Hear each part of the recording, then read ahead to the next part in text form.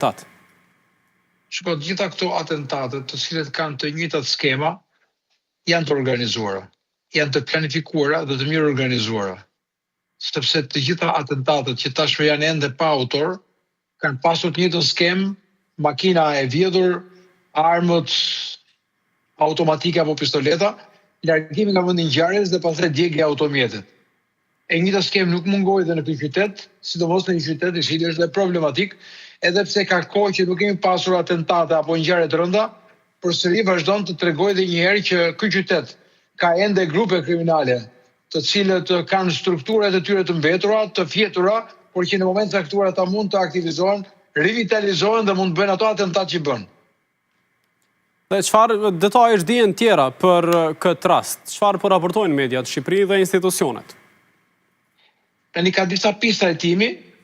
mjeti i ka përdorur ka qenë një Audi Z, policia në kërkim të informacioneve të ndryshme duke kërkuar gjithë pamjet filmike e para në karburant, po dhe në pikat e rrugkalimit për të mbledhur informacionet e duhura, dhe ka një informacion të fundit që shoqëruar një person nga Lezhë, ku është parë në rrugën e Kombit të bëjë një pagesë në Traun me këtë automjet, sipas policisë. Por ende është e pa verifikuar dhe nuk ka bindje edhe pse ai është shoqëruar që ky mund të jetë autori ose mund ta përfshijë si autor, për faktin se është përdorur një mjet dhe ky mjet ka qenë i përdorur nga kompania e viktimës. Mjeti është djegur në atë zonë që ju thatë, në drejtim të Librazhit, dhe në këtë automjet nuk kanë mbetur gjurmë, mjeti është djegur plotësisht, dhe ajo çfarë ka çeduar ose nuk ka funksionuar për policinë e shtetit, është mungesa e reagimit shpejt. Pra nuk kemi raste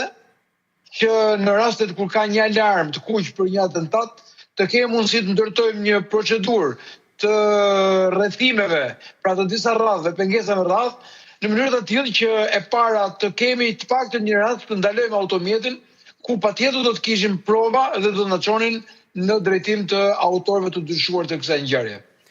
Në këtë rast, ju thatë që është praktike ka hershme e atentatorëve që t'i djegin automjetet me cilat e kryen veprën, sa është e vështirë pastaj për organet e hetuesisë që të identifikojnë, të marrin mostra nëse vetura dhe krejt pajisjet që janë përdor për ekzekutim të marrin flak? Varet nga koha për cilën arrin policia në vend ngjarje. Nëse do arri, po themi, në një reagim të shpejtë dhe mjeti nuk është djegur plotësisht, atëherë po themi mundësia e ndalimit zjarrit dhe mundësia e marrjes së provave dhe mostrave të ndryshme, brenda saj ku mund të jenë gjurmë biologjike, gjurmë të tjera të cilët mund të shërbejnë grupit hetimor, por në përgjithësi vonesa e arritjes kur ka përfunduar djegja e automjetit, edhe pse automjeti merret dhe përdoret pastaj për detaje dhe mundësi për të pasur mundësi të ndihmoj për grupin hetimor, përsëri nuk kemi pasur provat mjaftueshme që nga këto atentate, mjetet e djegura të kenë shërbyer, përveç se kanë vërtetuar sa lloj armësh kanë qenë, çfarë lloj arme ka qenë,